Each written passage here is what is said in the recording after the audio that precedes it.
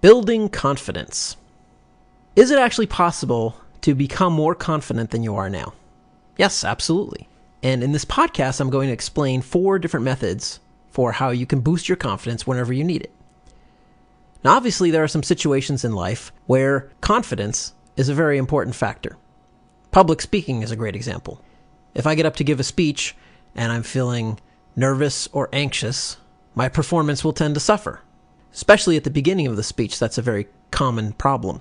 But if I get up to give a speech and I'm feeling confident and I'm excited to be there, chances are my performance will be much better and the speech will have a much greater impact on the audience. Plus, I'll enjoy myself a lot more. But is confidence merely a matter of practice and experience?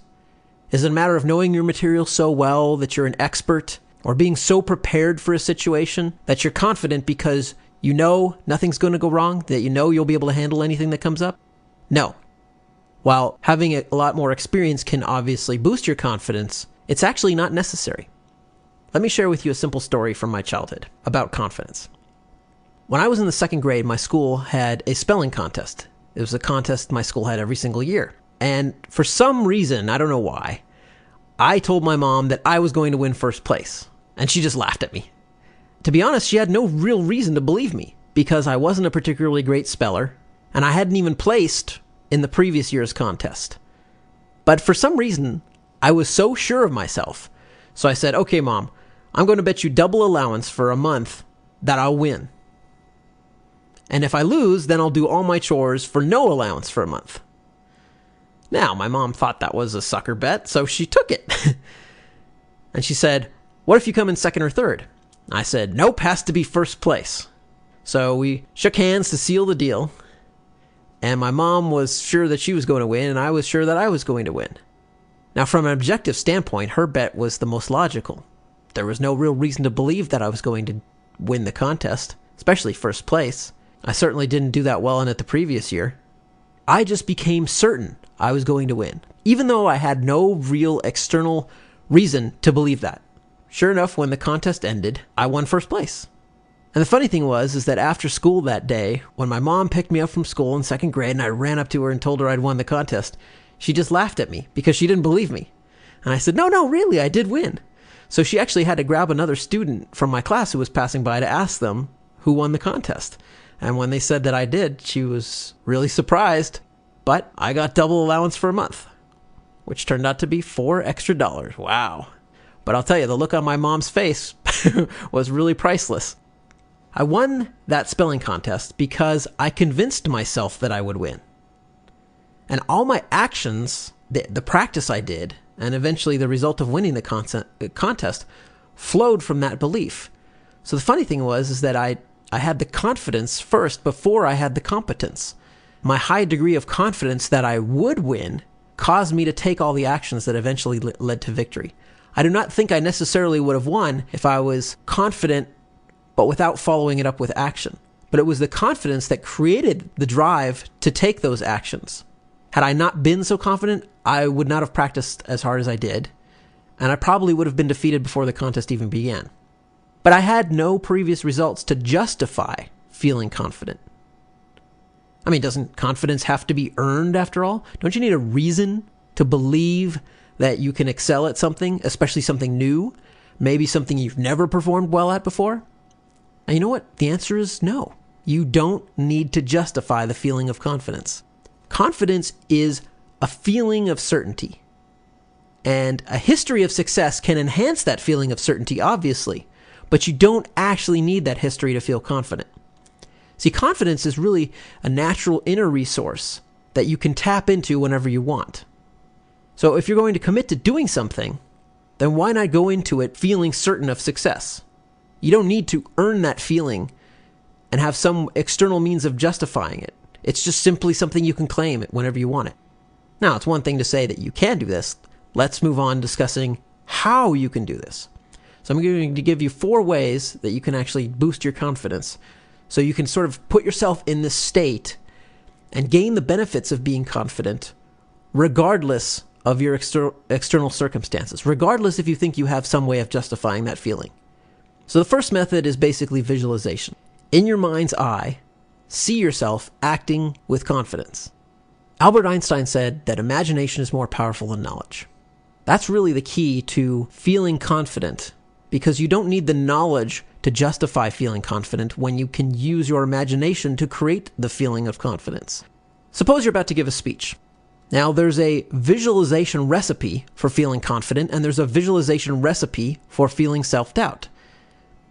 The visualization recipe for feeling self-doubt is basically to imagine yourself doing well, but also to imagine yourself doing poorly. So you sort of oscillate between these two different images. Sometimes you see yourself succeeding, you think, okay, I'm going to do a great job on the speech, and other times you see yourself failing. So you kind of feed your brain mixed messages, and when you feed your brain mixed messages, you will lack confidence. It's the natural side effect of that. The recipe for feeling self-assured and self-confident, however, is to permit yourself to see only one image, the one of you performing at your best. This requires something of a mental diet in the sense that you need to discipline yourself to keep your mind focused on what you want, not on what you don't want. So if you want to feel confident and you catch yourself creating images in your mind with your imagination where you're feeling uncertain or stressed or nervous or making a fool of yourself, stop running that pattern and replace those images with ones that will make you feel confident. Stop giving your brain mixed messages and take control of the visualizations you're creating. Take control of your imagination. Set aside some time and just consciously visualize what you want, how you want to feel. And you'll tend to find that when that event actually occurs, you're far more likely to feel confident, to feel the way you imagined yourself feeling in advance. See, most of the time our imaginations run on autopilot without even being aware of what's going on. Sometimes we run the recipe for confidence, other times we're running the recipe for self-doubt. But we always have that option of consciously taking control of our imaginations to create the feelings we want. The feelings that will leave us feeling resourceful instead of overwhelmed. So visualization is the first method for getting yourself to feel confident. The second method is to speak confidently. So this is a sort of a form of fake it until you make it. See, when you feel confident, you'll tend to speak confidently.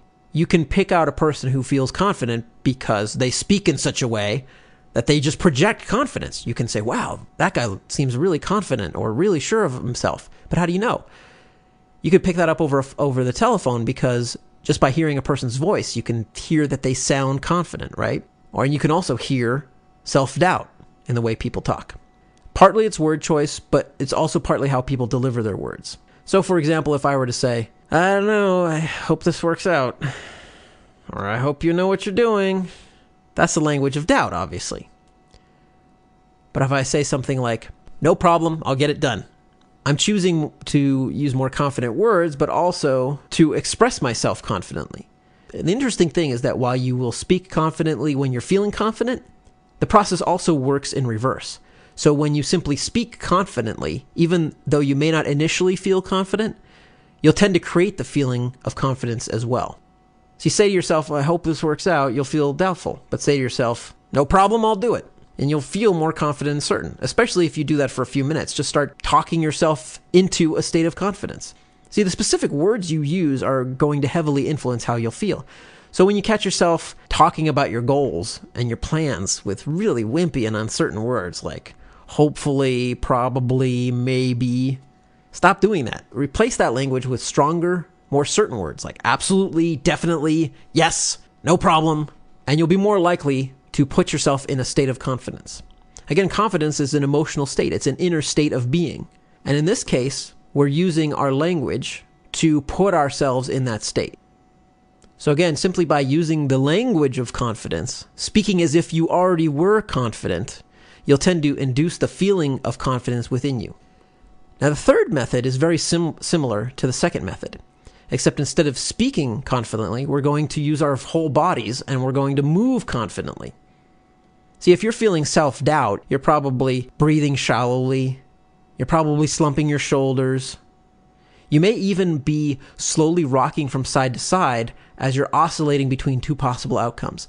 For example, if you see somebody who's going to give a speech and they're very nervous before they go on, you'll often see them shifting their weight from side to side, from one foot to the other. That physical oscillation of their body is typically indicative of an oscillation in their mental state.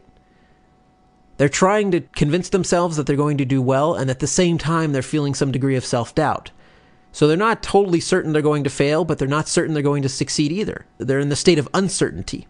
But when you become consciously aware that you're doing this, you can take control of that. You can actually stop your body from creating the symptoms of self-doubt and deliberately use your body in such a way that you create the symptoms, the physical symptoms of confidence. So how does a person breathe when they're confident? They take deep breaths. Their shoulders are back. They stand up tall. You have a sense that you're likely to succeed. When you know you're going to perform well, you're going to put your body in a certain physical state. This process works both ways. If you're feeling doubtful, it's going to put your body in a certain physical state. But if you actually even if you're feeling doubtful and you put your body in the state of feeling confident, it will tend to overwrite those feelings of self-doubt. It's the whole idea of as within, so without. So whatever you're feeling on the inside, you're broadcasting on the outside. But also, what you project on the outside in the way you use your body is going to create an emotional effect on the inside. For example, when I'm going to get up and give a speech, one of the things I do is I just take some deep breaths, I relax. As soon as I take the stage as soon as I get up in front of the audience, the first thing I do is look out over the room and pause for a few seconds and just smile. I'm putting my body in a state where it's harder to feel self-doubt. Smiling is indicative of confidence. So even if I'm not as prepared for a speech as I'd like to be, even if I don't have all the external reasons to feel confident that I'd like, I can just create the feeling of confidence because, again, you don't need to have that external justification. This is an internal state that you can simply switch on when you want it. And there are many situations where once you've done all the preparation you can and you have, say, some kind of live performance situation, it's better to feel confident even if you're not as prepared as you'd like to be. Because confidence will allow you to perform much better. It'll allow you to access the inner resources that you need so you can think of words, so you can perform well, even when the conditions aren't the best. Now, the fourth and final method for getting yourself to feel confident is to use some sort of external stimuli to put yourself in a state of confidence. So in the first three methods, visualization, speaking confidently, moving confidently, we're using our mind and body very consciously to create that inner state of confidence. But another way to do it is to use some kind of stimuli to trigger the feeling of confidence. Darren LaCroix is a professional speaker who won the Toastmasters International Speech Contest a few years ago. Now, this is a very, very competitive contest. And I had the chance to meet with him when he came to Las Vegas last year. And one of the things he mentioned about what he did to win that contest, he had a little portable audio player with him, and he listened to 3 songs right before he went up onto the stage. And they were songs that put him into a state of confidence. I believe one of them was Simply the Best, and another one I know was Eye of the Tiger, which was the theme song to Rocky. So listening to this music before he went up caused him to feel a certain way. It put him in a state of feeling very confident. So when he was called up to go onto the stage and give his speech, he was still experiencing that emotional high from listening to music that really pumped him up. Music, I find, works really well for me too, but it's not always practical to use it. So you can come up with other environmental triggers too that can help put you in a state of confidence. For example, reminding yourself of previous successes. So one of the simplest ways to use an external stimulus to get yourself to feel confident is to remember a time in the past when you felt confident and create some physical object or physical stimulus that will allow you to re-trigger those feelings. So music is obviously one way to do that, but perhaps you can have a photograph that will remind you of a situation where you felt confident. For example, if you won a speech contest previously, you can take a photograph of your trophy, and then when you go perform in another speech contest, you can look at that photograph right before you go on and remember, wow, I won that contest and what it was like, and so on. Find some physical token of a previous success experience, and then bring it with you, if possible, or bring a photograph of it with you, and use it as a trigger when you want to feel confident.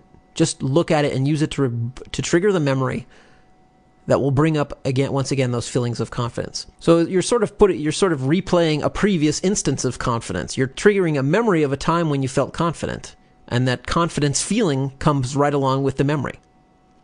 So we have these 4 techniques for building confidence. We have the visualization technique, we have speaking confidently, we have moving and using your body confidently, and lastly, we have using some type of external stimuli to trigger the feeling of confidence.